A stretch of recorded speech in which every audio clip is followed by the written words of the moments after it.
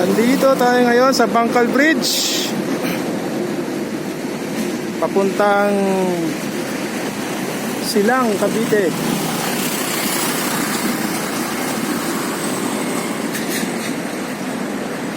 Isa sa pinakaayaw ko sa buhay ko ay ang matataas na lugar, kagaya nito.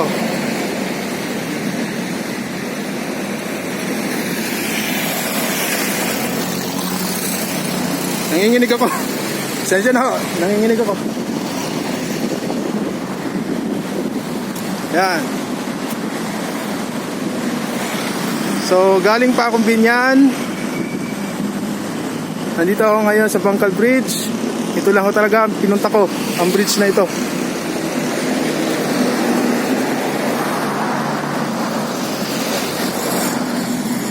Yan, ang taas. Nakakatakot.